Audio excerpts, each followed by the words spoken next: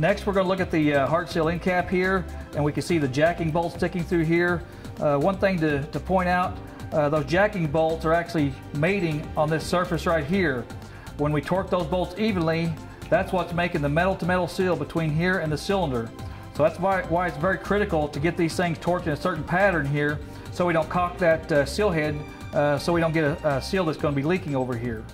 And when we clean those off, or take them out, we want to make sure when you're putting them back, make sure you can move these things by hand, and we probably want to clean them off, and we want to use this JLM Moly Lube on the bolts, threads, and on the face of it. This is made by Super Bowl, which is the company that makes these bolts, and these are torqued under very high pressures, and the lubrication there makes sure we get the proper torque value. So we want to clean them off, which I've already done those other ones. I'm just going to show you this one here so we don't spend a little time doing that. Now, when you get this stuff, it may be in a little plastic tube where you mix it up to make sure you get a good solution there. We'll just put some on the threads there and on the face of it, and we'll thread them back down in there. Also inside here is our inlet water O-rings. You probably want to take replace these O-rings if they're bad. Let me get one of those out of there. No. There's 2 O-rings inside there. This is what seals around on each side of that water hole right there, the inlet water. You got an O-ring that sits there and one there. If these O-rings are leaking, low pressure water could be coming out through these weep holes on the side, or it also could be leaking out around the gland nut here on this end, just at low pressure water. So those need to be replaced, inspected ever so often. And again, we'll use a little bit of FML2 on those. Let me sit down there and just get it back in the groove there.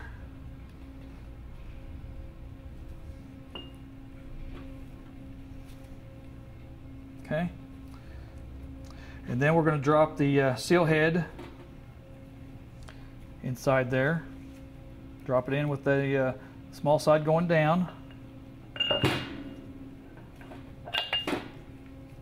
Okay, and we already got our goop over here. We're going to thread this on.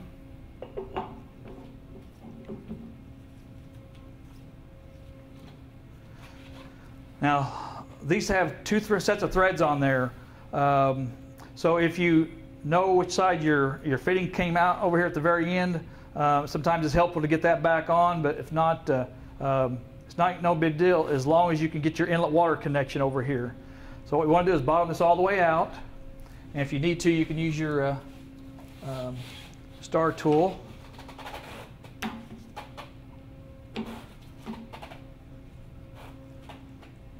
Once you bottom it out, if your connection here is not where it needs to be, back it off where your connection can be made, and then tighten your jacking bolts down. And again, you want to make sure we go in an even pattern here. I'm just going to snug these up just where they touch.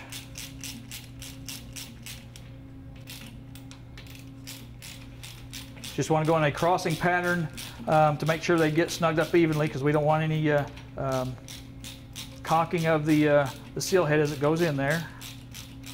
Then we're going to torque them up, and our first torquing value is going to be at 20 foot-pounds. It doesn't matter exactly where you start as long as you go in a crossing pattern.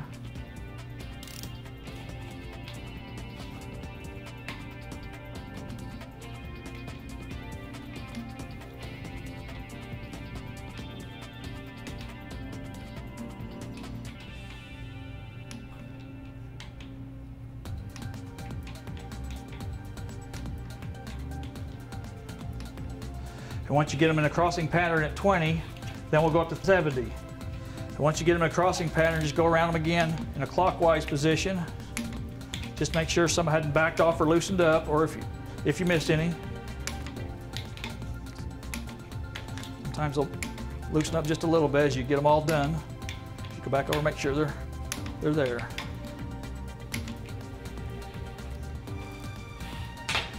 And then the torquing of our gland nut here takes 1.25 inch crow's foot, and we're going to torque this to 200 foot-pounds.